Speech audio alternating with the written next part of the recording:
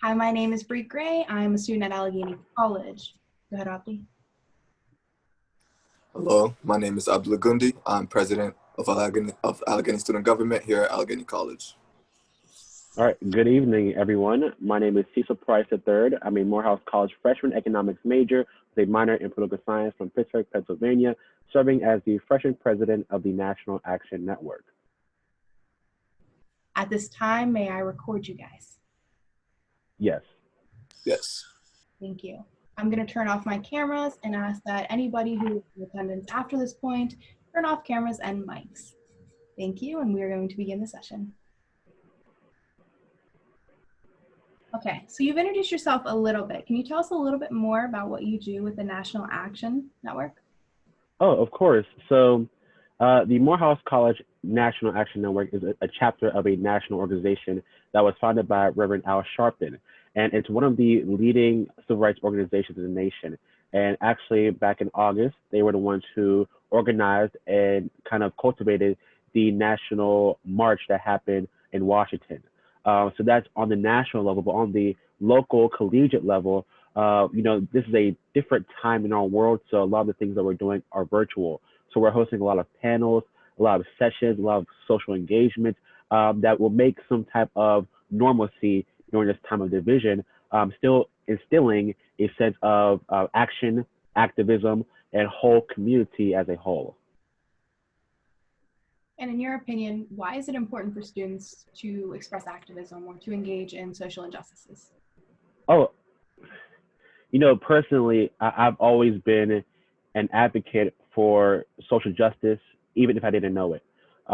Throughout my life, I've always been in different positions where I've been in a place to put others on a platform that needed a platform. And people don't realize that leadership is not a position, it's a process. So as long as you are advocating for yourself, advocating for people, for instrumental and necessary change, then there's no reason why we cannot liberate our minds, liberate our freedom, especially during these dark times in our world. And can you tell me a little bit about what led you to come and speak to us today? Oh, yes, I would. Shoot, I would love to tell you. A good friend of me and Abdi's, Katara Moore, kind of brought us together again because Abdi and I, we both attended the Barack Obama Academy of International Studies, the best school in the Princeton Public Schools District. Yes, they hold on, let me bring mine out. Yes, sir. Yes, sir. There we go. Swag flag. Abdi is a few years older than me. So we weren't able to really connect while we're at Obama. But when Katara reached out to me and she said the name Abdi Lugundi, I'm like, that name sounds very, very, very familiar. So, I went through my social media. I'm like, oh, his brother Abdi. We went to Obama together, and he's doing very, very, very, very instrumental work at Allegheny College. So as soon as I realized who she was talking about, I said, of course, I would love to be something that is inaugural, but something that is generational. I'm a huge advocate for things that are generational, not just one-time instances or one-time moments. I feel as though that we can create effective and necessary change by implementing things, implementing programs, implementing networks that are generational that will help our children's children later on. I had something to say. Also adding on to that, I know Katara, over the summer, I kind of reached out to Cecil, kind of like, yo, man, I acknowledge you. I see you. I see the work that you're doing. And, that was my first time kind of sending him a message, knowing that we both went to school together. I'm like, yo, man, it's nice when like people reach out to me, that don't know me very well, but, we're just acquaintances, but, they acknowledge my work, they acknowledge everything that I'm doing, it kind of, keeps you going, keeps you pushing towards something greater. And hopefully, I was able to do that to Cecil and just sharing that, connection. We see each other working, we acknowledge each other. Acknowledgement is very important. Yeah, and I want to add on to that because, the problem that we see, especially in our community, is that we aren't acknowledging each other to pursue greatness. A lot of different other communities are so tight and so close knit that there's no reason why they can't succeed. And I feel as though, that there's a lot of things that has been ingrained in us from birth that has been conditioned in our brains for us to have that sort of separation in all sectors.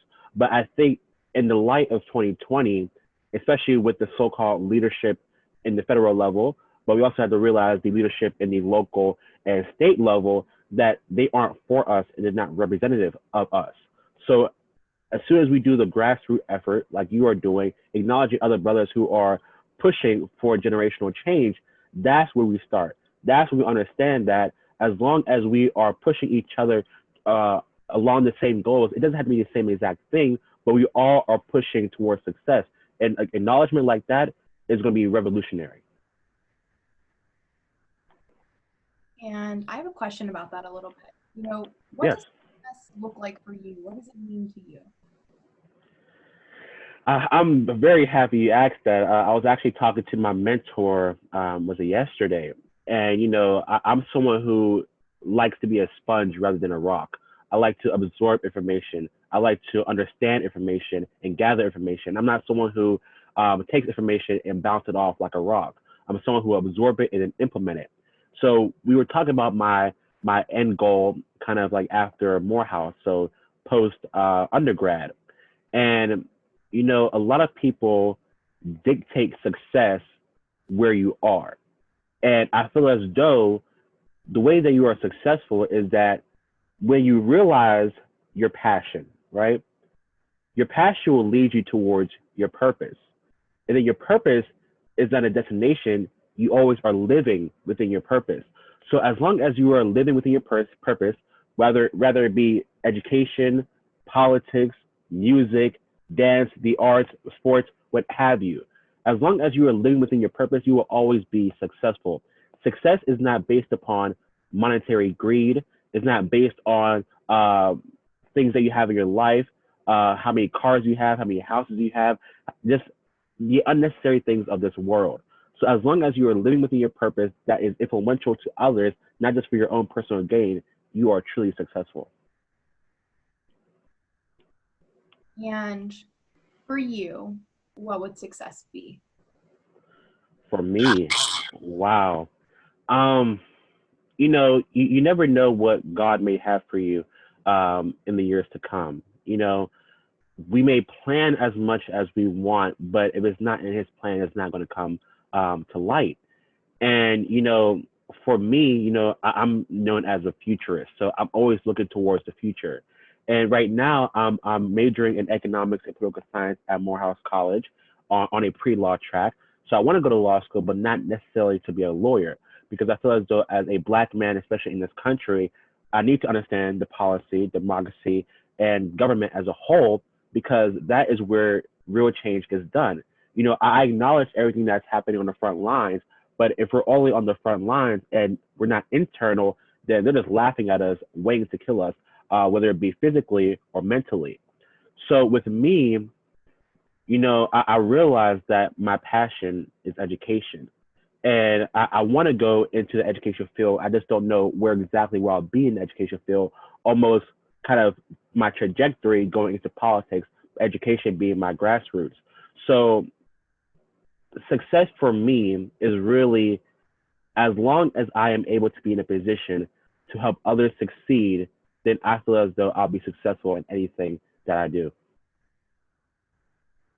Just a follow-up question. I was gonna ask, I'm a huge reader of, Carter G. Yes. Woodson, one of my favorite Black intellectuals. And, one of the things that he stresses is like education that's relative to the person experience. How do you feel about, with the way that, the public school system is teaching general information, general knowledge, general education compared to like when you're into like, Black leadership programs, like they're kind of teaching education and resources that's relative to your experience rather than general. Kind of like, how do you feel about that? Anything that you want to talk about? Yes. So I actually had a conversation about this yesterday. I was a part of this social justice panel that is through Morehouse. And one of the things we spoke about was education and the public education system and how we feel as though it's either helping us or hindering us. And I said some of the top three things that I feel as though is missing in the public school system. Number one is abolitionist teaching and teachers. Not many people understand the idea of someone being an abolitionist in the education system. So when you're an abolitionist, especially as a teacher, as an educator, you understand that you have to be anti-racist. You have to be anti sexist. You have to be anti homophobic. You have to be anti everything that is somehow depicting a decrease in someone's well-being. So someone who is able to adjust to the social normalities that is continuously growing, because we as human beings, we're so complex that we're not just one thing. We cannot be generalized. We cannot be simplified by the things that the external factors, especially a part of the society, depicts us to be. So as someone who is an educator, as someone who is a teacher, someone who is teaching young folks, especially so young minds, because when you're so young, you internalize so much. So once you internalize so much, that is what dictates your future. So someone who's able to be abolitionist in regards to being adaptable, that's what we need in the education system. Now, number two is support. Not many teachers, not many administrators, not many superintendents, etc., truly support the need of the student. Many people don't realize that we all do not come from the same background. We don't all have the same needs. We all don't have the same support at home.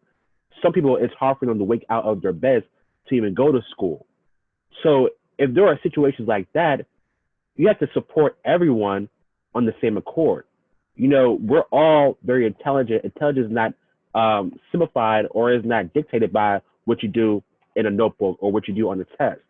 Support has to be across the board. And as long as you have support, then you will see a difference in someone who may be sleeping in the classroom, someone who may not be showing enough effort or more kind of an external way of support in regards to their teaching, because there's no support coming from the teachers or coming from the administrators. That's number two. Now, number three is equity versus equality. Now, not many people realize there is a strong difference between equity and equality. We cannot truly reach equality without first getting to equity. Now, equity is realizing that not every school, not every student, not every classroom is the same. Everyone has different needs that is geared towards their own personal success. Every school district, every school within the district has certain needs that they need to be met, whether that be regards to education, materials, technology, etc. Equity needs to be reached before we're able to even be equal as an individual. Yeah, thank you for that beautiful, wonderful response. Something I want to add along, talking about the thing you brought about equality versus equity. There's always a quote I always remember about that. Diplomacy can only work between equals. Yeah, for sure. And going along with that, I think when I think when I was in high school and I was being shown like all these colleges, oh, this is where you can go. I'm getting pamphlets, I'm getting brochures, like, oh, I can see myself there. But at the end of the day, that wasn't relative to my experience. Exactly. None of my siblings, none of my parents, went to college. I will be the first generation student. So I don't need to be going on getting brochures. I need to know finance. I need to know how can I get scholarships. How can I afford to go here? What FAFSA, what resume workshops do I need to go to help myself? I can't waste my time collecting brochures when I can't even go, when I had no chance of going to the school in the first place. That's false consciousness. That's what you're feeding to this youth. So I think, programs have to really evaluate themselves between equity versus equality, versus education through lived experience than just education for all. Because, you can't please everybody has their own situation. Everybody has their own way of doing things. So thank you for bringing that up. Of course. And I want to talk a little bit about your experience at Obama in particular. Abdi mentioned that it was very influential in his life, and I want to know how it influenced you going into college.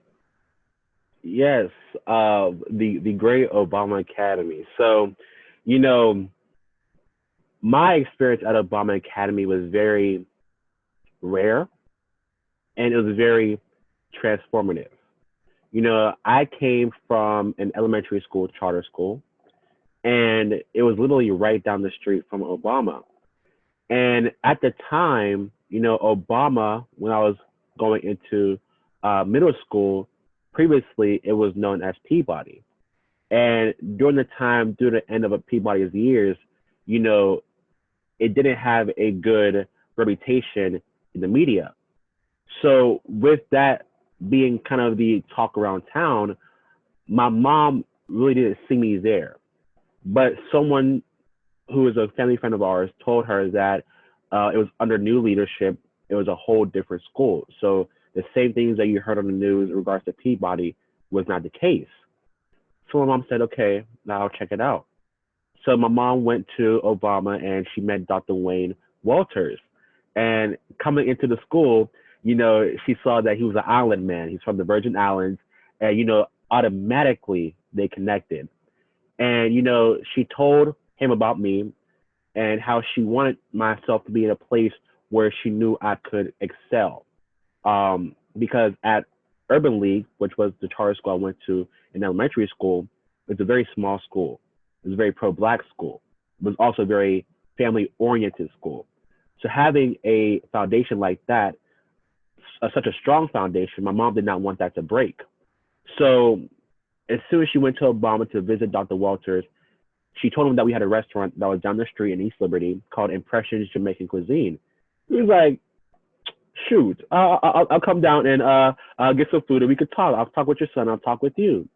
So about a few days later, he came and we sat down. We sat down for hours just talking. And during that conversation, Dr. Walters was very transparent. He was very open. He was very honest.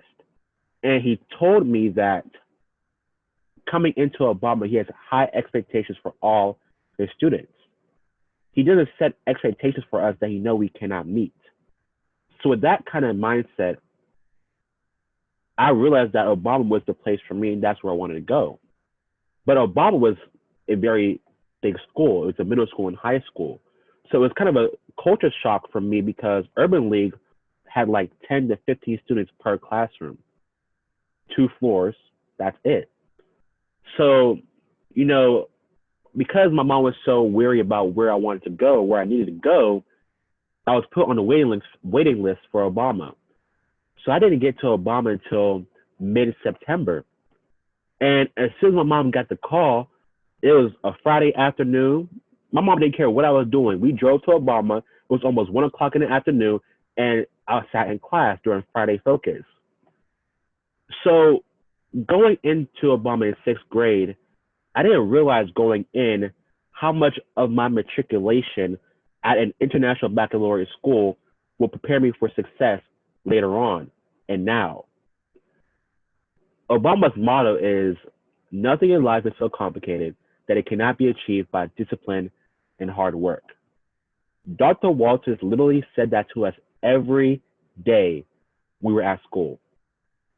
Do you know Yeah, how? let's not forget the proper preparation. I mean, excuses are simple of nothing. They build bridges to nowhere. Those who use these tools are masters of nothing. Yes, That's the one. That's the one. yes, Sorry to cut you off, but excuses. that's the one. No, no, no, you're good. No, talking. Look, excuses are symbols of nothingness. That is literally what we had to memorize coming into 6th grade. Remember, we're 12-year-olds, 13-year-olds saying words that are of importance, that are speaking of maturity on a whole higher level.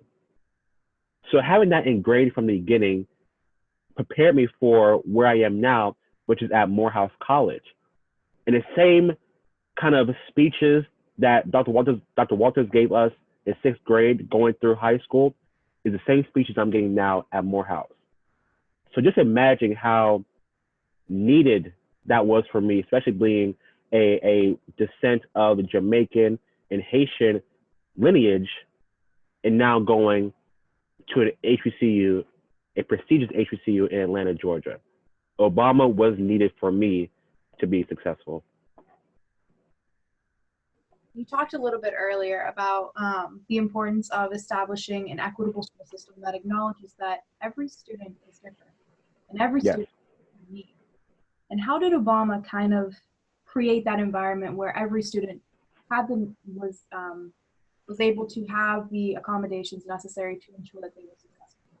Yes, yes. So Obama is an international baccalaureate school. So our whole foundation was geared towards open mindedness. It was geared towards globalized thinking. And it was geared towards our understanding that our competition isn't sitting next to us, it's across the world. We need to understand that we're not citizens of Pittsburgh, we're citizens of this world. So, with that understanding, that was our common goal.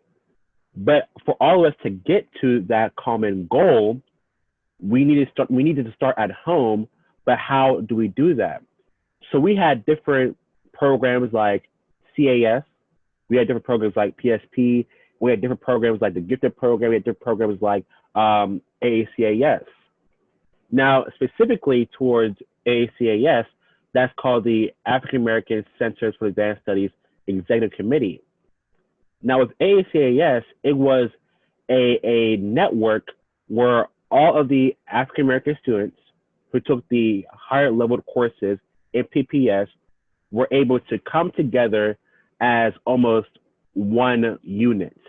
And the executive committee, which I was a part of for the last 4 years, kind of gave us a platform where we were able to talk with other African American sisters and brothers who are already in places of success, whether they be CEOs, whether they be educators, whether they be artists. We had a symposium every year at the University of Pittsburgh where we spent hours upon hours in different sessions and different meetings and also eating dinner together. Situations like that put us in a place where we understood that we were all different, but we all had the same common goal of success. So for me to be a part of the executive committee, for me to be organizing that symposium, and for the last 2 years of my tenure, I was president of that executive committee. I was able to further our endeavors into educational, personal, emotional success. So with that deep rooted in my mind, I realized that PPS is a very, very diverse district. And even though we may look the same externally, we're all different internally. So as a leader, as a servant leader, I was put to the test to realize that I need to be different for different other individuals. So the way I spoke about certain topics, the way I educated on certain topics, I had to change my jargon. I had to change the way I presented the topic because not everyone can absorb information the same. So with that understanding, that helped me to be a better leader because I was not forcing my knowledge or my intelligence on anyone. I was able to adjust my thinking, adjust the way I talk to ensure that they understood what I'm trying to address, but also they were able to listen to understand. And a kind of common theme that we're seeing is that you've had a background that has been really founded on excelling in life. It's really emphasized how important it is to have that hard work, have values of integrity, values of never giving up despite Yes, anything coming your way. And a lot of other students don't really have that. They lack that background. So what of course. advice would you offer to a student who feels traditionally excluded from opportunity? What would I say? Um, I know this may sound cliche, but don't give up. Um, I think that one of the things that has helped me tremendously is networking, using what you got to reach other people. One of the best things that we have in this world during this time is technology. We're able to reach people across the world, across the state, across the country.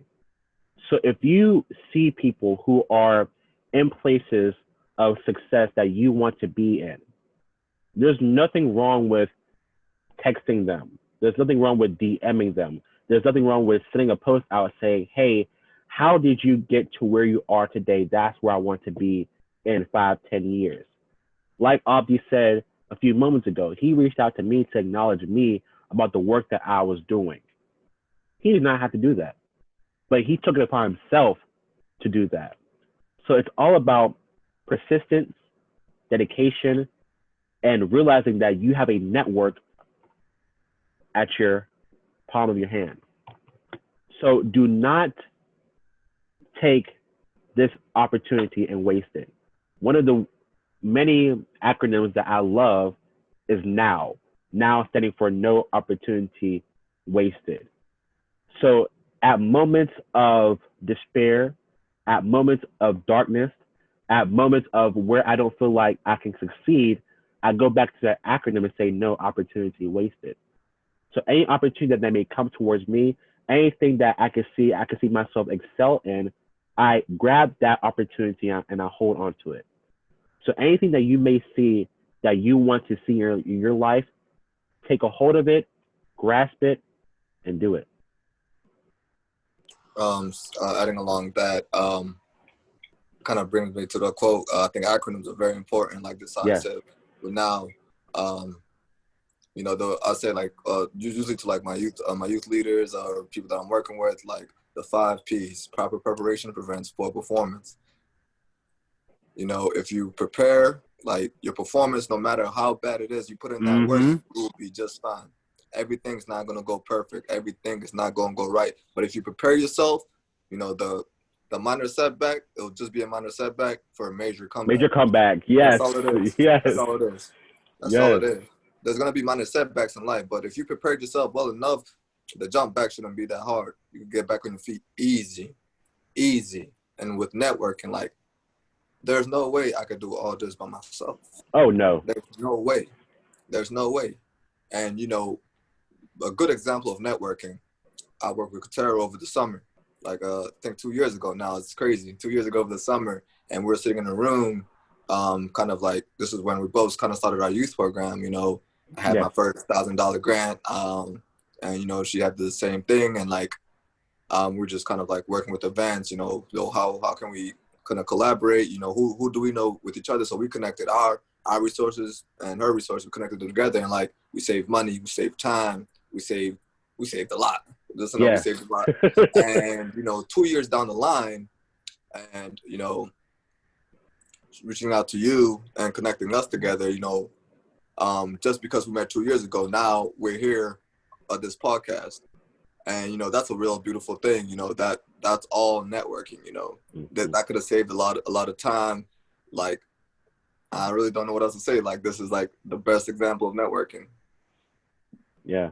I mean, one of the things that I say all the time is that we need more necessary collaboration, less unnecessary competition.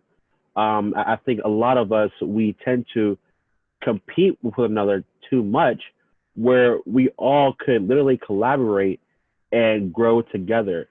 So, more collaboration, less competition. That's literally what we need in this world now more than ever.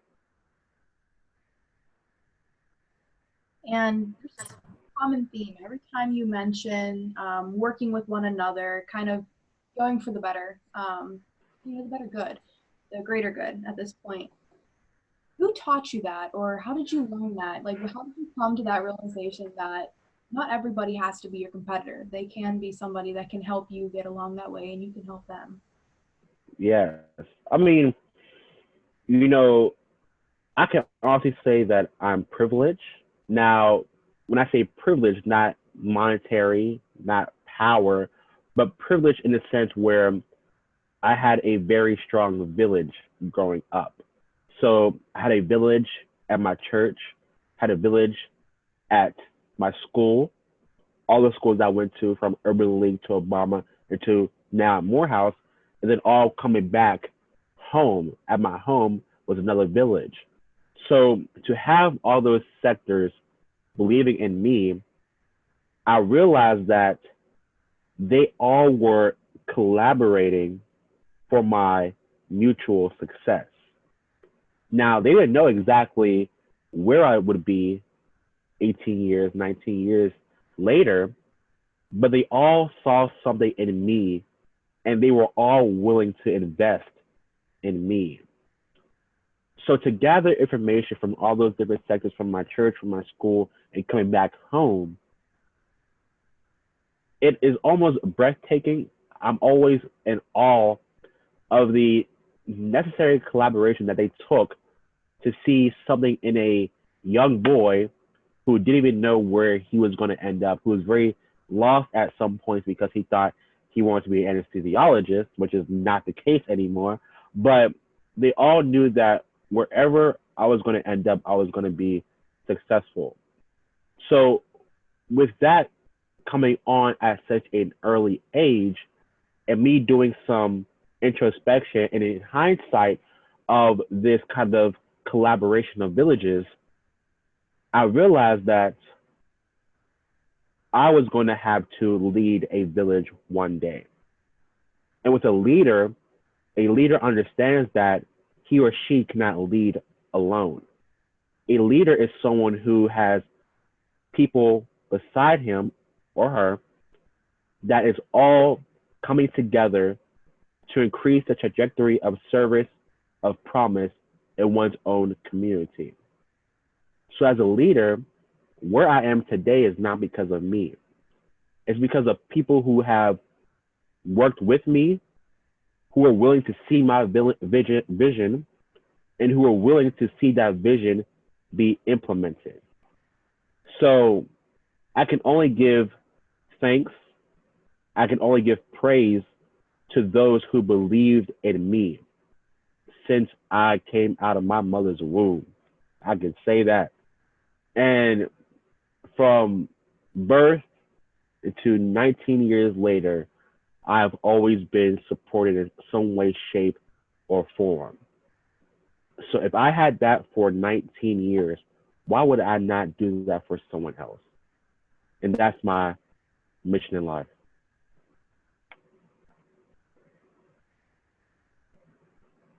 And I want to talk a little bit about that, establishing those necessary connections so that everybody can succeed together with one another. How have you strived to not only be the best version of yourself, but to be an individual who can help other individuals succeed as well? Mm. You know, many people don't talk about it, but it's literally mental health. Mental health is one of the biggest things, one of the biggest subjects that are least talked about. And as I kind of increased in these different leadership roles, I realized how important mental health is. Taking time to realize that you can't be ripping and running 24/7.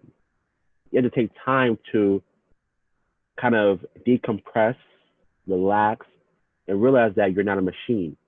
You're a human being. You're someone that needs to take time for themselves so that you can be a better version of yourself for others. So for me, you know, I'm a huge reader. So at any time where I know I can take an hour or so break, I'll begin reading, or I'll begin listening to music, or I'll just spend time with my little sisters when I have the time. Taking intervals out of my day to realize that my personal health will allow me to be healthy for others. And that's one of the things that I truly advocate for now more than ever, because we're in this digital divide, and one's mental health can truly take a toll on someone when you're in the house for 3 to 5 months continuously. So when I'm at Morehouse virtually, I make sure that I do little checkups on my brothers or my sisters at Spelman, or my brothers at Clark Atlanta, or my sisters at Clark Atlanta, to ensure that their mental health is taken care of. Because if one's mental health is not taken care of, then how do you expect someone to truly be successful in their own right? So mental health is an important problem.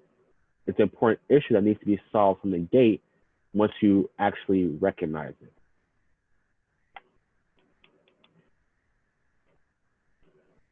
And sorry, Bree. One thing I was gonna say about mental health, more so propose a question to you.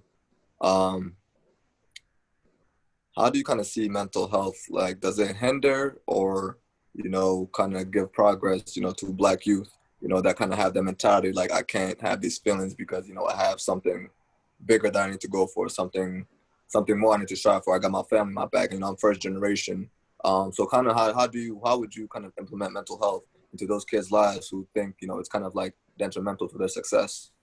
Yes, yes. A lot of things have been conditioned and ingrained, especially into the young Black boy and girl. And one may not realize it until it's too late. So, like I said, I'm a true advocate for education. And I was actually talking to one of my Morehouse brothers, and we had a meeting about mental health and what mental health is and what are the signs of mental health. And one of the things that we talked about was depression. And, when we were going about these signs of depression, he was truly transparent when he said this. He said, after you went through what depression is, I'm just now realizing that I may have been depressed 2 months ago. He didn't even know that he himself was depressed. And that's because he was not educated on the signs of depression, on the signs of mental health, the different stages and different sectors of mental health. So it all goes back to education. One of the old sayings back in the 50s and the 60s is that if you want to hide something from the Negro, put it in a book. Are you serious? If you want to hide something from the Negro, put it into a book. And a book is the pinnacle of education. So if I'm able to educate others on the severity of mental health, that's exactly what I'm going to do. So to allow the young boy or girl to understand what mental health is in all frames and all kind of frameworks, to help them kind of realize that they're a complex human being that doesn't have to hide their emotions, because especially with young Black boys, we are taught to hide our emotions, not to cry, to internalize everything. And if you internalize everything, one day it's going to combust, it's going to spew out, it's going to explode. And then that's when we'll get labeled as the angry Negro or the angry Black man. But the same go for girls. Some girls or young ladies are taught to decompress or hide their feelings, so they're not the angry Black woman. Are you serious? So if they realize that they are a complex human being that doesn't have to conform to the social norm, which we realize in this day and age that normal isn't normal, that we are human beings, let me educate them on the complexities of the culture. can you talk a little bit about efforts of educating individuals, not only on Black culture, but also on the importance of mental health? I'm sorry, can you repeat that? You kind of cut out. My apologies. Can you hear me now? Yes, you're good. Will you talk a little bit about your efforts to not only educate the general population about Black culture and the importance of, recognizing one's mental health, but can you also talk a little bit about, how having that education, that educational background about your own mental health kind of helps you succeed? Yes, I mean, sessions like this, podcasts like this, Zoom calls like this is what will help us later on. I've been fortunate enough to be put in a place where I can speak my mind. And by speaking my mind to people of different ages, of different backgrounds, has led them to open a different part of their paradigm to have a paradigm shift. Because what I realize is that everyone has their own paradigm and tend to be afraid when their paradigm shifts. Adaptability, change is something that always has to be constant. Now, if you're someone who is afraid of change, if you're someone who is a change of adaptability, then you won't truly find success or liberation within yourself. You know, I was talking to someone and they said complacency is what will destroy us. Complacency is what will destroy us. If I'm complacent in my own self, that is someone who is hoarding all this knowledge for myself, what good is that doing for me? What good is that doing for the world?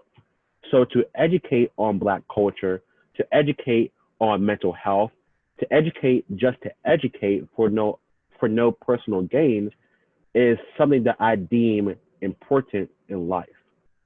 So to be put in a position where at such a young age where I'm able to educate individuals of all ages is something I cannot even explain. It's not something I can even fathom. And when I was younger, I didn't realize the importance of it, but now I realize how this journey that I'm on is truly not my own. It's for the benefit, it's for the change of future generations. And you mentioned that giving up aspects of education and showing that everyone around us is as educated as you and doing so selflessly um, is really important to you in life.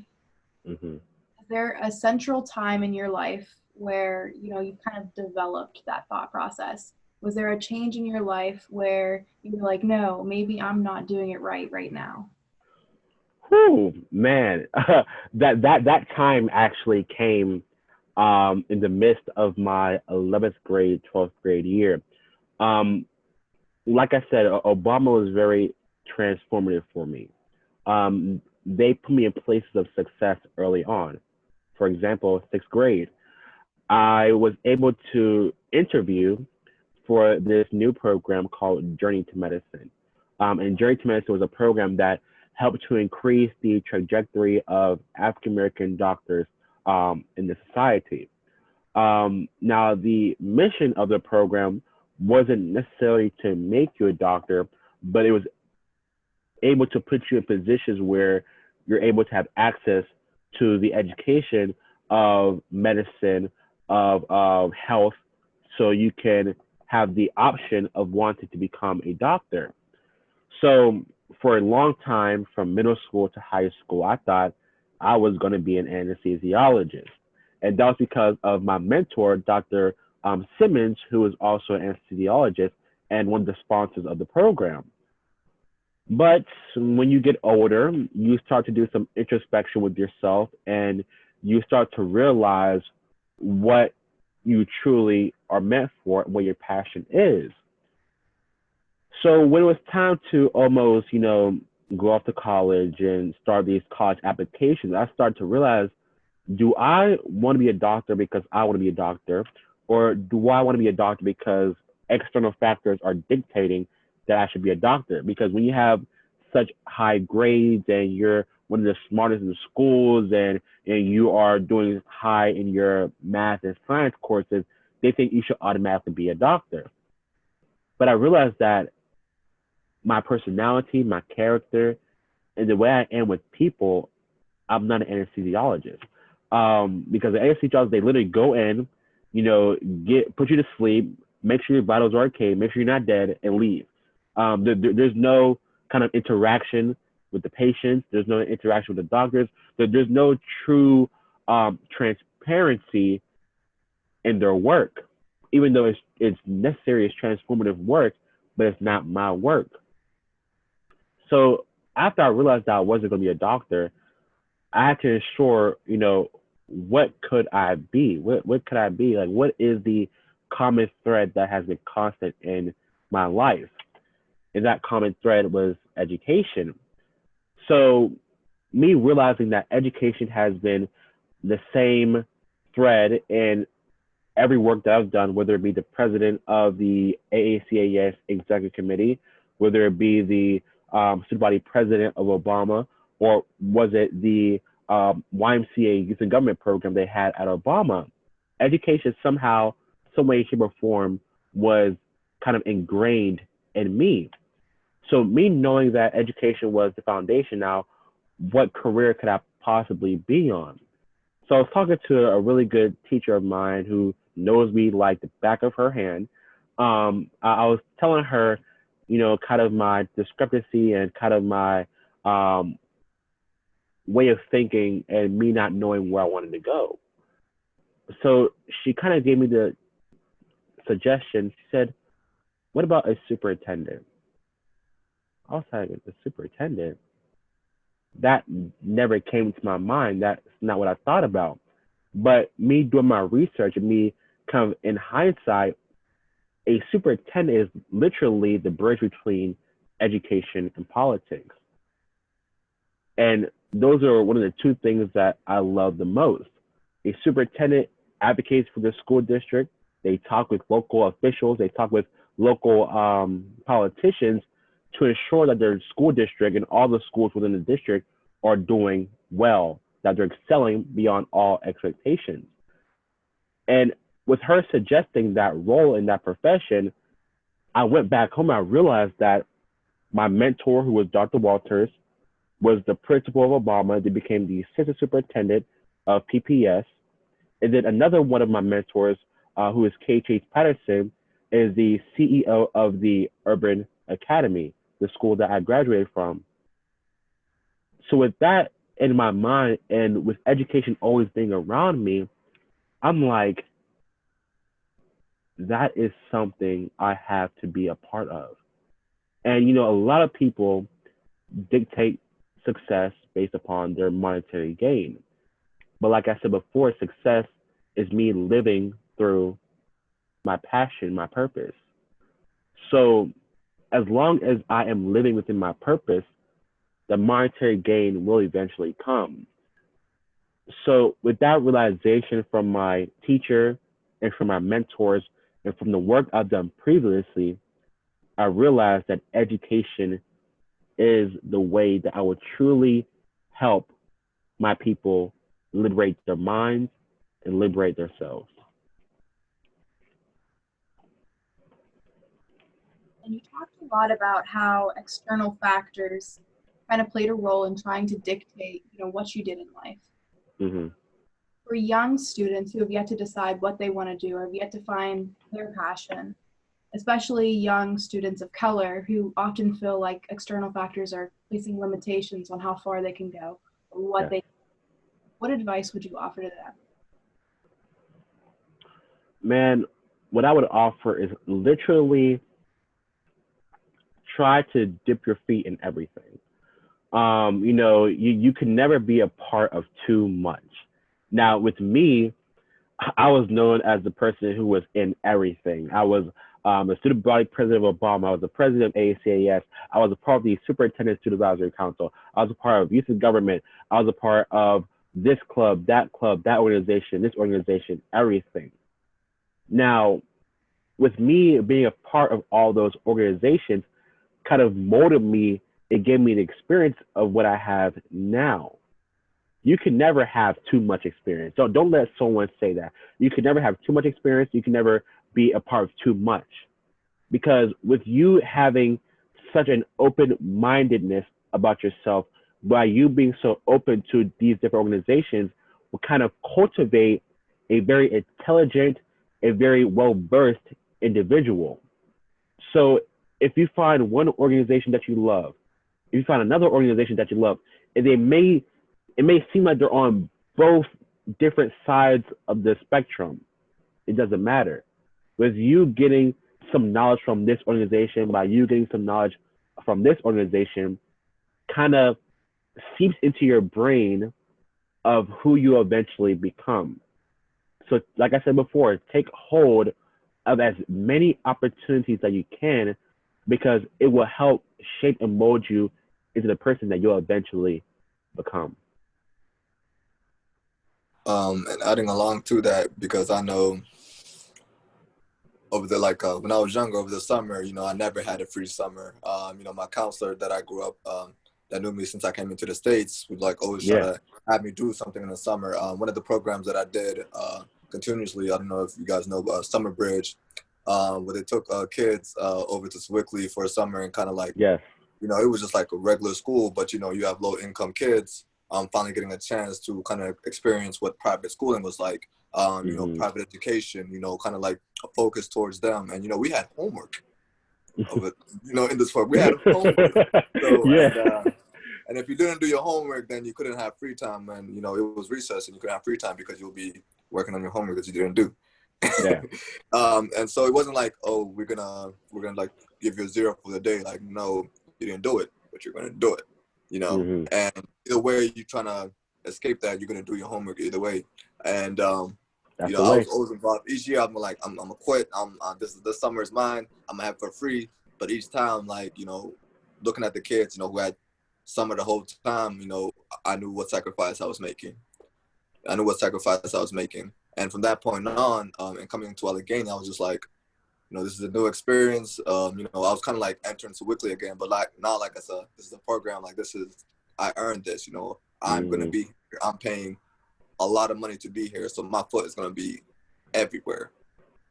There's no way I'm paying this much, and I'm only in one program. I'm only in one club. I'm only talking to a specific group of people. There's just no way, because you could do that at home. It doesn't cost tuition to do that. So use your resources wisely. Thank you. So.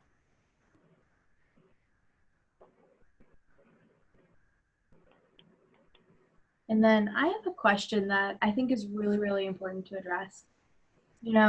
Growing up with a very strong support system, as you've mentioned throughout this talk, what advice would you offer? Not even just advice, but what would you say to somebody who doesn't have that support system, but is looking for one, who is actively searching for a network to, kind of support themselves through their education? Yes. What I would say is that your biggest supporter is yourself. Um, they may say, it may be cocky, but no, it's confidence. For you to step into the room and know who you are, that is something that no one can take from you. To say that you're the man, or to say that you're the woman who is a boss, who is a change agent, who is someone who knows that he or she is a leader, no one can take that away from you. So for you to be on your stuff, for you to be the boss, for you to realize that your biggest supporter is yourself, no one can take you down from that ladder that you're eventually always going to be on. So remember, you are your biggest supporter. Was there ever a time in your life where you didn't feel that way, or you didn't really at that point know that you had to be the support system in your life? I mean, yeah, in middle school, middle schoolers are middle schoolers, and that's a time in everyone's life where you don't want to go back to, because middle school, no matter where you are, no matter how nice your school is, it's hell. And and so sometimes in the jokes and in the rambunctiousness that is middle school, you sometimes tend to lose yourself. And I almost lost myself, not necessarily academically, but socially. And I was at a point of my life where I was only worried about my academics. I was not worried about anyone else. And I mean, I could care less about anyone else that was not helping me with my academics. So there was literally times I was just in my books, going to class, eat my lunch, and then leave, go straight home. I didn't care about no one else. But there was a time in my life, going to my 8th grade, going to my 9th grade year, there was someone who was very influential in my life. Her name is Lucy Pearsall Finch. And she saw my passion. She saw my opportunity in regards to social justice, in regards to leadership, and being a true change maker at Obama. She pushed me to run for the AACAS executive committee member. And, with her pushing me to do that, I really didn't want to do it because I was just worried about academics. But because she was willing to push me towards leadership, I could truly say that she was transformative in my, coming to be and where I am today. So, yes, there was a time where I wasn't my biggest supporter, but with Lucy being one of my supporters and her realizing my potential, I then was able to be such of the expressive person that I am now to now help others who may not see the potential to tell them that they have potential so they can be the best versions of themselves that they can be. A lot of this also seems to kind of come from your time that you spent at Obama Academy. That seems to have been a very influential part of your life as well. And how did Obama kind of not only help you succeed going into college, but also serve as a network for every student that fell within their school system? Yes, like I said before, Obama looks at you holistically. So, yes, you may excel academically, but what are you doing outside of that? What are you doing to benefit your community? What are you doing to benefit your school's community? What are you doing outside of just academics? So for Obama to be a school where we had opportunities left and right to ensure that we're just not academically smart, but we're socially smart, I didn't realize how influential it was back then, but I do now. When you're going off into college or the trade or the workforce or military, you can't just be academically smart.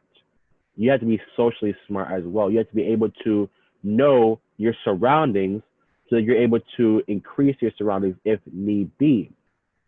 So to have that at Obama kind of transcended to where I am now. I'm a well-rounded person. I'm someone who is open-minded. I'm someone who is understanding that not everyone may have the same morals or ethics as me, but we're able to find some common ground to have a debate or to have a conversation to understand one's perspective. One thing I can say about Morehouse, from the outside looking in, you may think of it as just an prestigious black male school, and that's all it is. No, we are literally not all the same. We may look the same, but we all think very differently. We all come from different backgrounds. So for me to have that culture at Obama helped me to be where I am today at Morehouse because I understand that even though I may see the same skin color, the brain and the compassion and the ethics is not the same. And I'm able to find some common ground within that understanding because they may not all think the same like me. And at Obama, we were taught that if you surround yourself with someone or groups of people who think the same as you will always be less than. Now, when I say less than, I mean, your thinking capacity or your growth may be less than. You have to surround yourself with many diverse ways of thinking, ways of being, so you're able to be in a place no matter where you are in the world and feel comfortable. You know, like MLK said, the measure of a man is not at moments of comfortability, but it's at moments of controversy or challenge. So if you're able to be in a place of uncomfortability and be comfortable, that is kind of your measure of success, or is your measure of being able to be a true leader in your own right.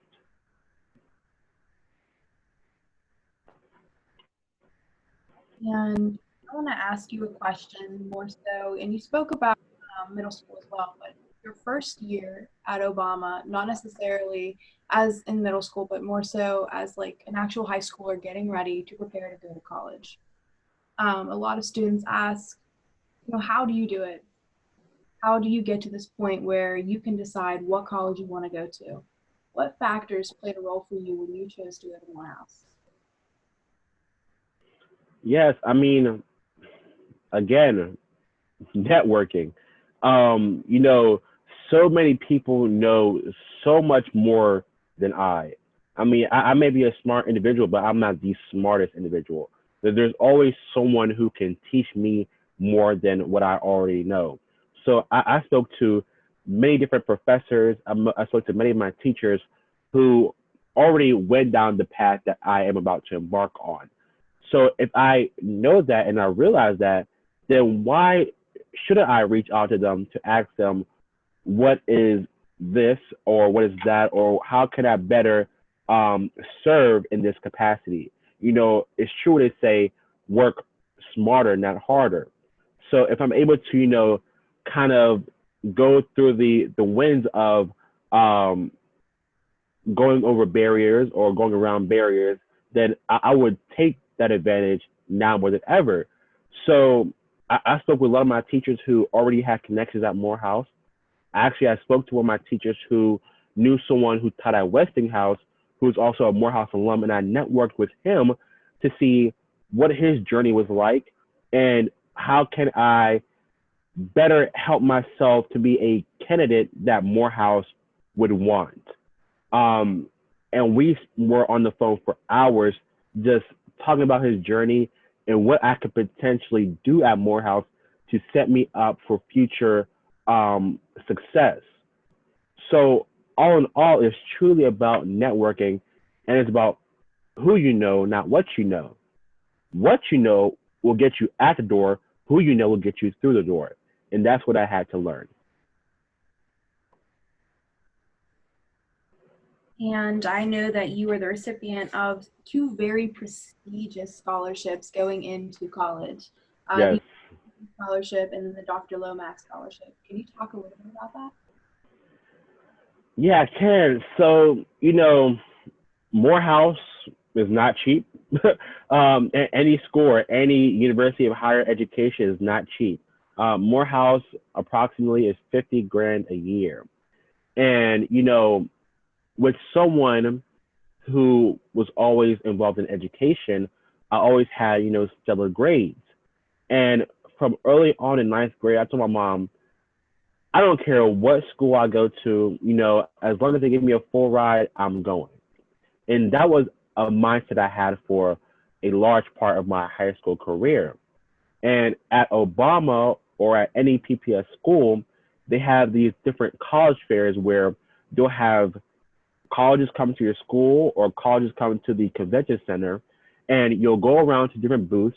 You'll give your resume, you'll give your letters of recommendation, and you'll give your SAT or ACT scores.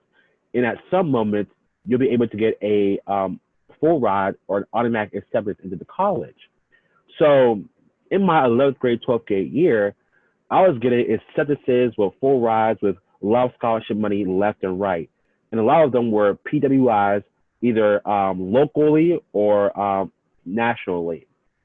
And, you know, even though I got all these acceptance letters and all these scholarships, none of these schools really connected with me. And it's really important that you can see yourself at the school.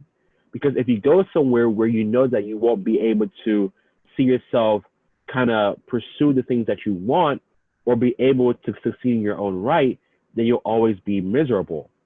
So the year before, I was blessed to go on this HBCU college tour through the Omega Psi Phi fraternity. And on this HBCU tour, the only schools that piqued my interest were Howard University and Hampton University. And, you know, coming close to the end of my senior year, filling out these Common App applications, I almost chose Howard University as my school of choice.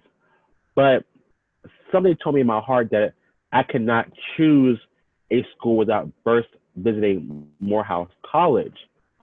So, you know, hearing that voice in my head, my mom and I, we booked a trip to Morehouse College for the last week of February of 2020.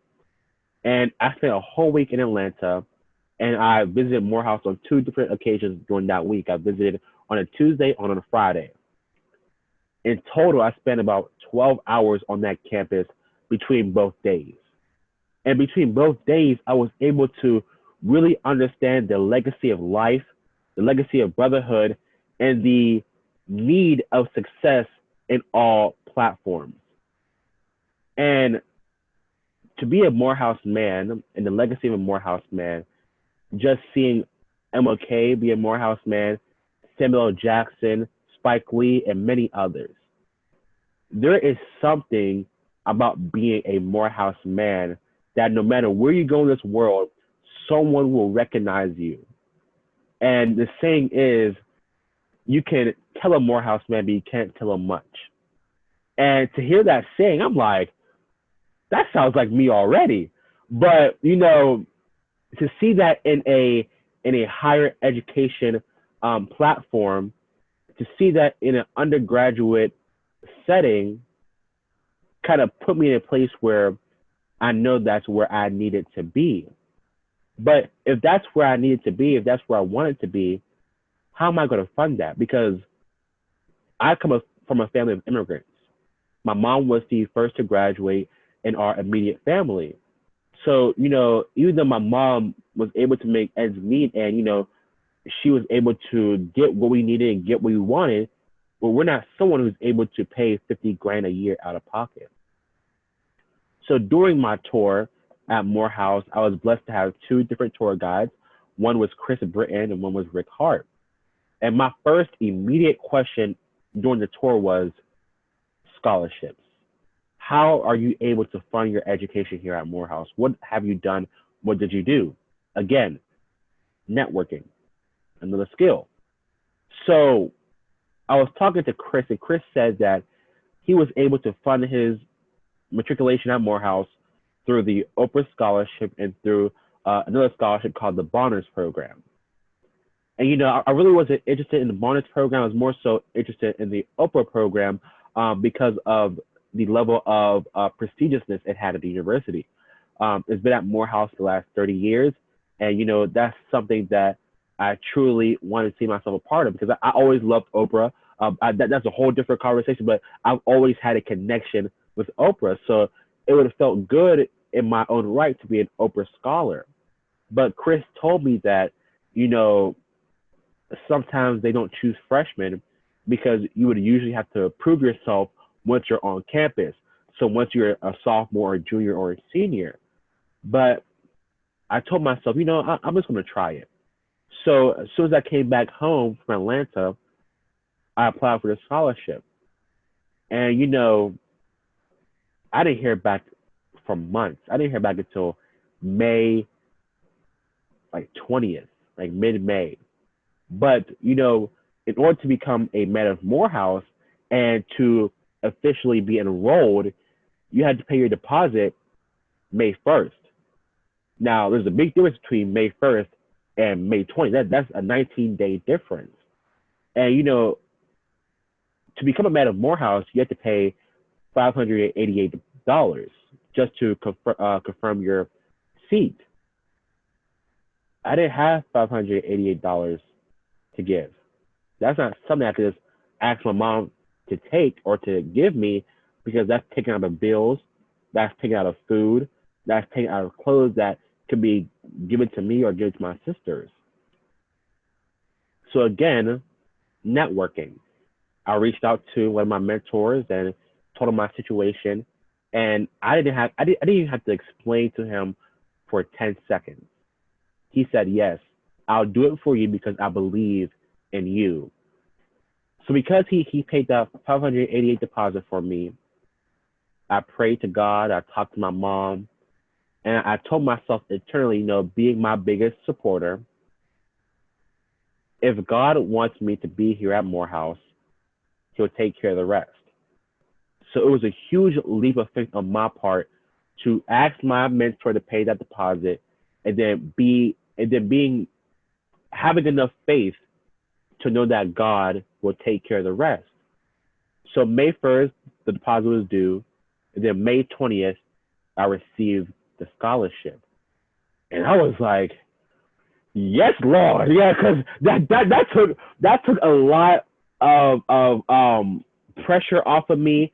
That took a lot of stress off of me because to be financially burdened during your undergrad years And to have that burden be transcended after you graduate, it limits a lot of people's opportunity for what they want to do after college.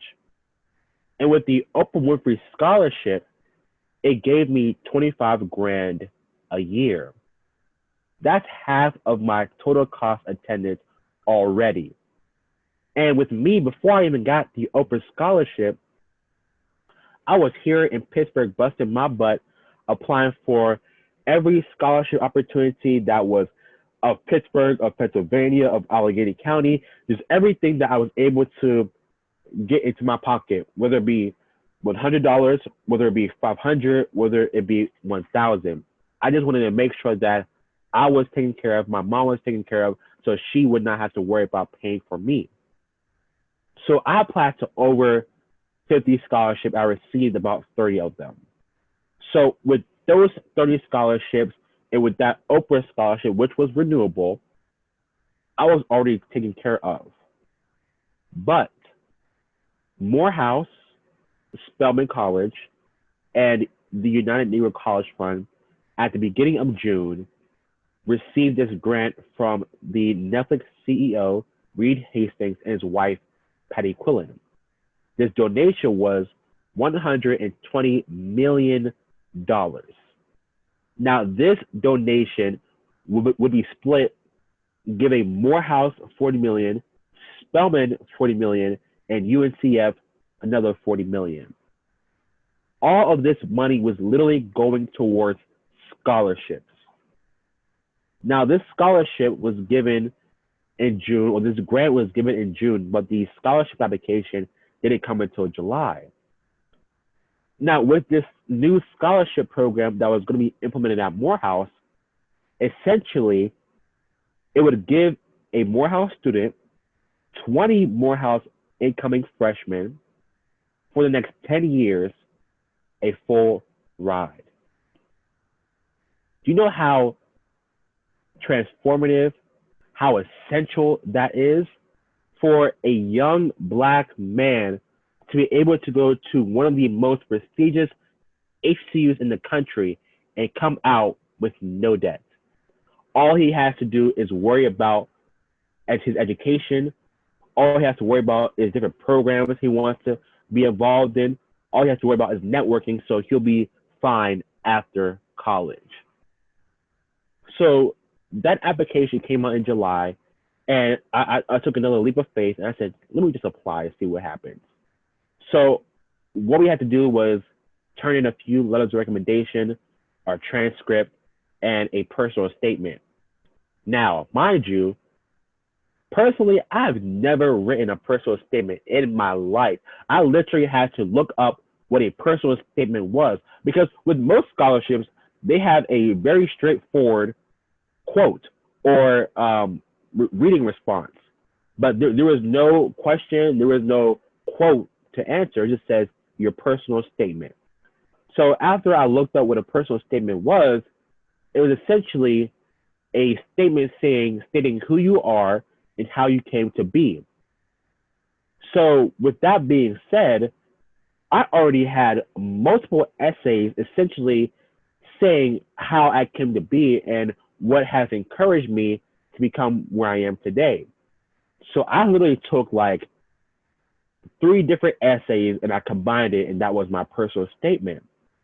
So the first week of July, the application came out. The second week, it was due. The third week, you would find out if you received it or not. In the fourth week, if you received the scholarship, you have to sign a letter of acceptance.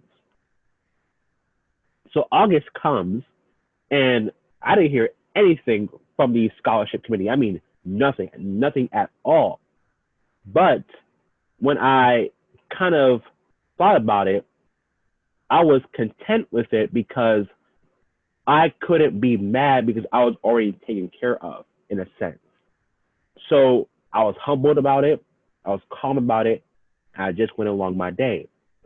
But August 12th comes, and I'm in a meeting with one of my mentors, and I get an email. It said, "Congratulations, Cecil Price III. You are a part of the inaugural Dr. Michael L. Lomax Scholars of Morehouse College Congratulations. I said, this must be a scam. This must be some type of trick. They must be playing with my brain because I was supposed to hear about this 3 weeks ago. This is August. That was July. What is going on? So I keep reading the email, and it said, sorry for the delay. There's a lot of competitive applicants, so it took a while to dictate who would be the first class to receive the scholarship. So after I read it, I took some time to kind of realize the moment, and I called my mom, and I called her immediately, and I spoke to my mentors, and they all congratulated me. So about an hour later, I get a call from the director of the Oprah program. Her name is Dr. Jan Adams. And I guess she heard about the scholarship before me, and she wants to congratulate me on the scholarship. But she called me with good news and bad news, essentially saying that, because you received 2 very prestigious scholarships, you can't have both. Because Oprah gives $25,000 a year, and Lomax gives a full ride for the next 4 years of your life. But because Oprah is so prestigious, she still wanted me to realize how much of a blessing it was for me to be a student, the first student in Morehouse history to receive a better scholarship than the Oprah scholarship. But she did not want me to discredit the Lomax scholarship because of the 30-year stance the Oprah scholarship had at Morehouse. Because she wanted me so bad for the program, she was still willing to have me realize how much of a blessing it was for me to get this full ride. So we kept talking, and I guess she did her research on me and realized how much work and how much impact I've had on my Pittsburgh community. And she realized how much of a potential I have at Morehouse and how transformative I can be at Morehouse and how Morehouse can be transformative for me. So she said, Cecil, you know what? I'll do this for you. If you choose to be a Lomax scholar, I will still allow you to be an honorary Oprah scholar. So that means that even though I'm not receiving the monetary benefits of an Oprah scholar, I'll still have all the networking benefits. I'll still have all the engagements. I'll still have all the programs, all the trips they go on. I could still be a part of that. So after that conversation, she told me, Cecil, you are the first student in Morehouse history to be both an Oprah and a Lomax scholar. Through all that, after that conversation, I truly realized that this journey is bigger than me, and this journey is not my own. Only God can do things like that. I came into Morehouse literally with nothing behind me. It was only by the grace of God that he was able to have this journey for me to be at a place that he knew would propel me into the place that I need to be and the place where I want to be. And the topic of the podcast that we had today was Black excellence. And are, at its very most finest definition, the exact accompaniment of what it is to have excellence as a Black individual in this country, really.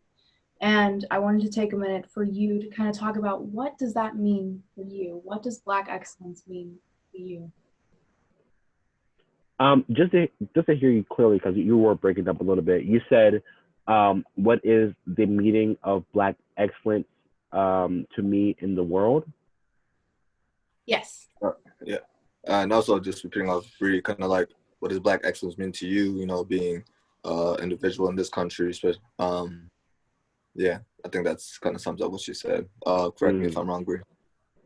Okay. Well, I truly feel as though Black excellence is you achieving in any sector that you're in. Whether you be a rapper, whether you be a dancer, whether you be a poet, an educator, a politician, you are the model of Black excellence once you are proving that you are achieving not just for yourself, but for others. being excellent is not just achieving for your own personal gain. If you are succeeding in any way, shape, or form, and you're running by yourself, but if your one arm is not back to pull someone else up, then you're not really being excellent. You're not really achieving in the way you're supposed to be. The model of Black excellence is realizing that you can only truly be excellent, you can only really succeed as long as you're pulling someone else up to be on the same level as you. That's the only way that we can truly be anything in this world, is if we're continuously collaborating and not competing. Like I said, we need more collaboration and less competition. And that is what will propel us into any sector that needs Black individuals. The whole world is ran by Black creativity and Black minds. The world cannot succeed without us. Now, if we're competing 24/7, then how can we truly succeed? So with that being said, with us knowing that the world cannot move without Black minds, Black creativity, now let's collaborate so that we can all be on the same accord. So Black excellence is collaborating for the moment of success, collaborating for the moment of opportunity, of us realizing that our collective efforts, our collective ambitions will only put us in the place where we need to be. Yeah, Cecil, now that you bring this up, I don't know if you remember, but I did run into you during that State of Learning, the Black State of Learning conference. Yes! I did run into you. Yeah. I wasn't invited. I wasn't invited there. I had to do a Really? little, A little networking, yeah. There's a dude named Dennis, hoping, you know Dennis, right?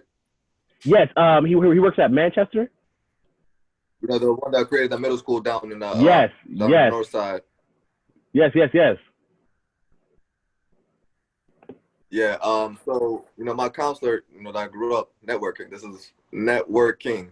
Yes. She was like, there's a State of Learning conference. I know the person, who's kind of like running that and has is running a workshop there. There was like a pre kind of like opening party, and that's what I went to first.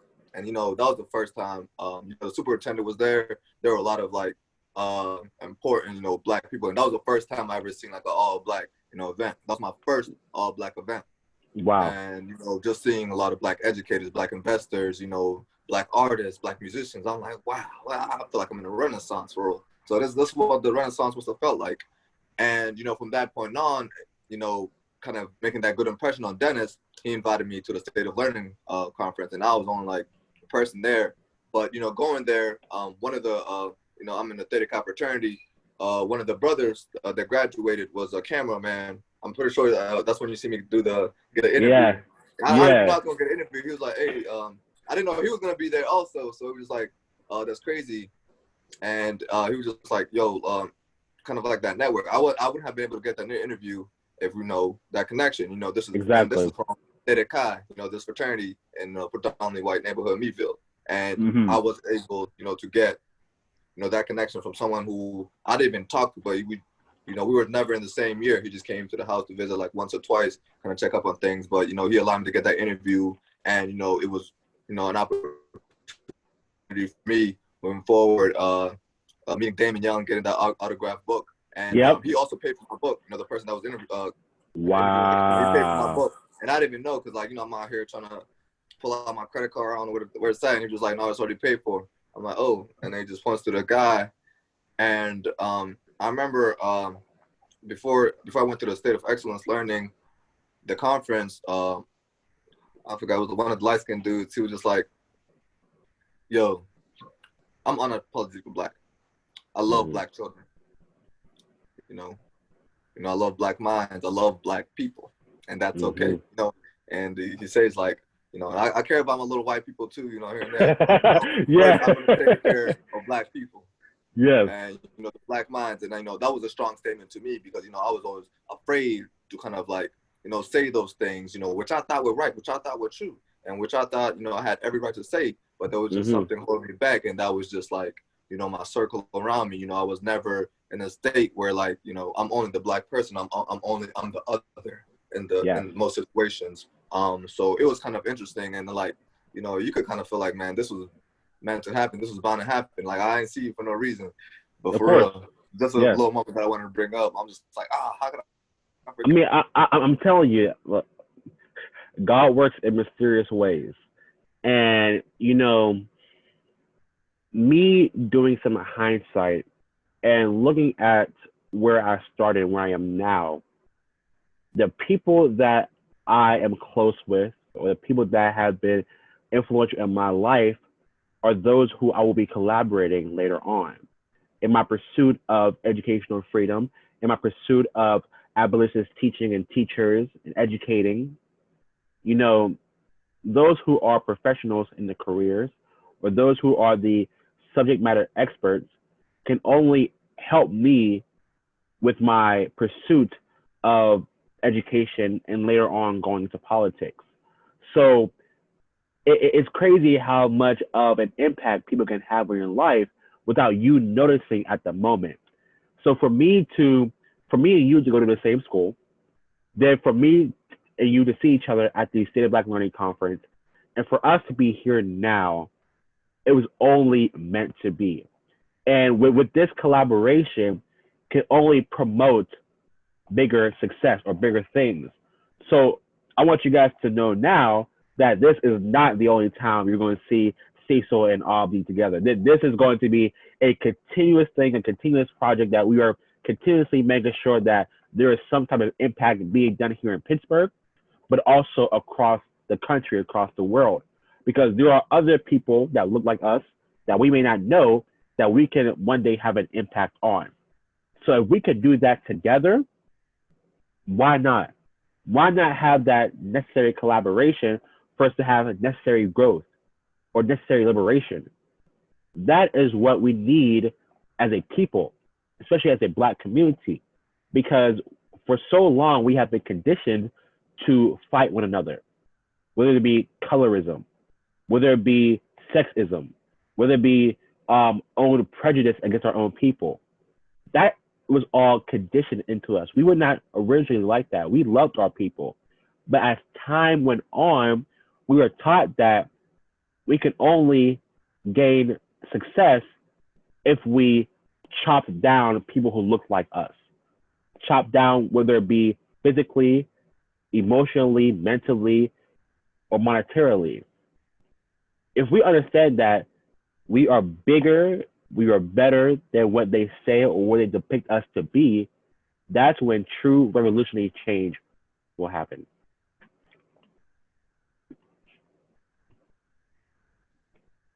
I personally have no further questions, so I'm going to open it up that like you want to say before we go, and then Abdi, if there's anything that you want to add.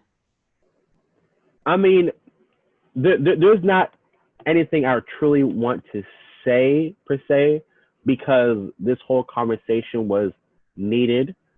It was amazing, and it was something that we don't see normally. Um, for Abdi to reach out to me and with your help, Bree, I can only give thanks to you guys because to see young black men in suits who are not going to court, who are not trying to swindle or trying to, find some way to cheat you over. We're just sitting down having a conversation about the importance of Black excellence, mentorship, scholarship, and success is not something that the mass media or the mass person wants the world to see. So I can only give thanks to Brother Abdi and you, Sister Bree, because this is only the beginning. This is the beginning of something that is going to be greater than us. That's something that's going to be here long after us. And it's something that many people that may not look like us want to happen. But it's going to happen, but they don't want it to happen. So, Brother Abdi, let's work. Yeah, thank you, Cecil, for the kind words. And just like, man, just like I said, even like, this is what I texted him like kind of before the meeting. Like, this is not a one-time thing. Like, No. I hate one-time things. Things, nothing can be solved once. Like, it's an ongoing Yes. situation. Things are always changing. And now we haven't even shared, both of our resources. Like, and Yeah. we like this is just this is just like something like I was like doing a week. But give us 2 weeks. Oh man. Oh Oh. man. Oh. Oh man. Oh man. Listen, this y'all may not know this, but this was done in a few days. So so imagine if we had preparation behind this, or preparation with anything that we're going to do. Oh, you can't stop us. You can't stop. Real? Come on now. No. And one thing I wanted to say, just like to everyone, like strive. Don't let no one put you in a place. Go to your own place. Go to your own place. Never have your foot just one place. The world is not for you to just go one direction. The world is yours. No. The world is yours. No. Thrive in it, live in it, struggle in it, survive in it, for sure. Yes, sir. I can attest to that. Yes, sir. Go Eagles. So just to kind of like close out, I wanted to thank you for taking time to sit with us, to talk with us, and to have these discussions that technically aren't happening, especially on our campus now. So this is going to provide a platform not only for other individuals to come and speak, but for our students on our campus especially, kind of hear what it's like to be an individual of color and to succeed as an individual of color, and to really understand why it is so important for us to have these conversations and to have them unbiasedly, and to have them in a space where we can respect one another and do so where we are allowing individuals to share their experience. So I hope that in the time that you had with us, you really kind of came to the conclusion that we're here for you, and if you ever want to, we'd love to have you. Oh, I appreciate that. Trust me, I'm someone that can talk for as long as you need me to. I get that trait from my mother. Don't tell her. But yes. Anytime you guys may need me, vice versa, I will be here. Abdi has my number. You have my contact. Just reach out, and I'll be there. Let's work. Let's work. Let's work. Yes, sir. Yes, sir. I'm gonna stop the recording.